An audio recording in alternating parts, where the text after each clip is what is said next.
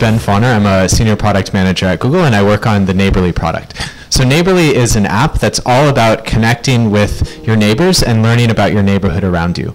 It's a helpful, hyperlocal, human way to get information about your neighborhood, whether it's the best restaurants to go to, great shops nearby, good places to find used books, for example, upcoming festivals, etc. So there's all sorts of local information that your neighbors know the answers to and are eager to share with you, and Neighborly is about helping you kind of get that human knowledge and share that human knowledge with other people.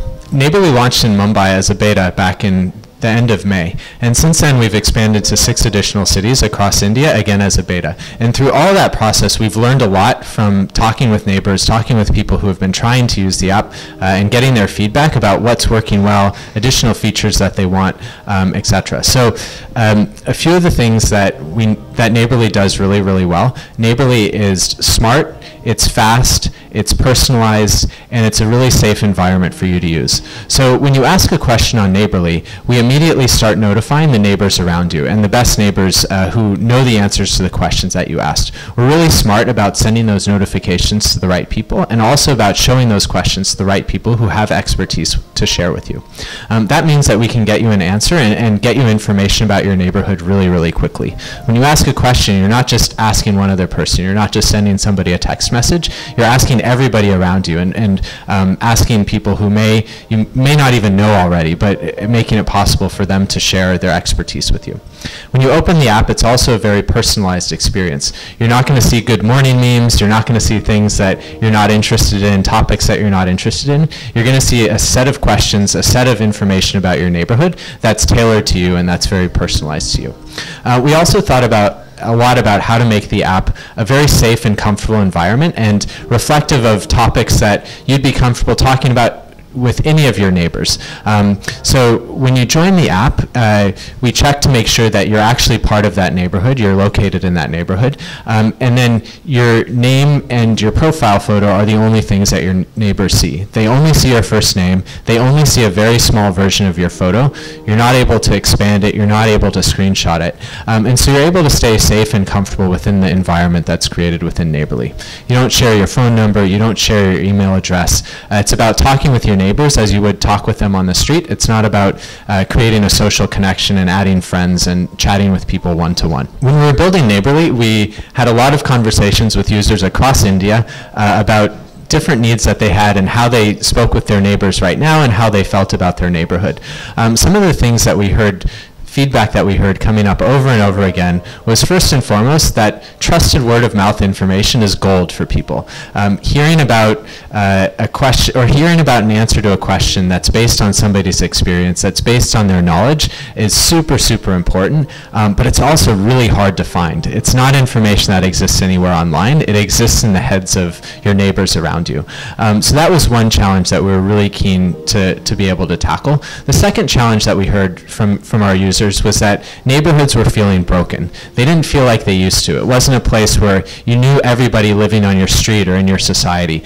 People were moving to new cities. They were living next door to people who they'd never met before, shifting to very dense urban neighborhoods and working really hard and without really having time in the day to talk with their neighbors. So that was a challenge that we were also very keen to tackle. How do we help people find information about their neighborhoods, get that trusted word-of-mouth information, but also help neighborhoods feel like they used to, feel more like a community and feel cohesive.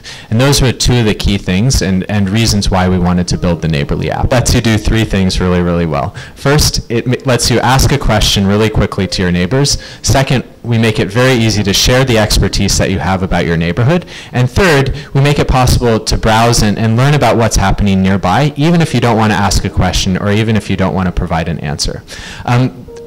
When you use the app, the experience of asking a question or sharing an answer with somebody is very, very conversational. So we want to make it super easy to either type in your answer like you would on a keyboard, to tap different chips, but most importantly, we also want to make it easy to use your voice. And we find that about 20% of our users actually choose to tap the button and speak their question out in their voice. A lot of times they use their local language, and Neighborly supports 8 local languages in addition to English. So if somebody wants to tap and speak their question in Tamil, it's really easy to do that, and all their neighbors will see that question written in Tamil script when they flip through the questions in the Neighborly app. We're very excited by how popular it's been for people to use their local language, and I think in all the cities where we've launched the beta, we've seen very strong local language adoption. Coimbatore, for example, over 20% of people are using Tamil to speak their questions to their neighbors. Other cities like Jaipur, it's 50% of people are using Hindi or English when they're asking and answering your questions. But across all the cities, it's very, very strong. We launched Neighborly as a beta in Mumbai back at the end of May. We expanded to 6 additional cities in the past 6 months.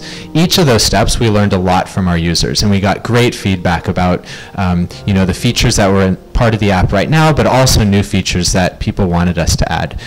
We added a bunch of those features in, and the version of Neighborly that you can download today from the Google Play Store has a lot of those features, including, for example, switching between different neighborhoods. So if you want to have a work neighborhood and a home neighborhood, it's now really easy to have both of those in the app and switch between the two, depending on where you are during the day. So that's an example of one of the features that we built based on the user feedback. And as we roll out Neighborly across all of India over the next 2 weeks, starting with Chennai tomorrow, we're going to be very open to all that new feedback that we hear from users. And so for the future, our priority is about gathering that feedback, learning from the users, continuing to make the app work really, really well.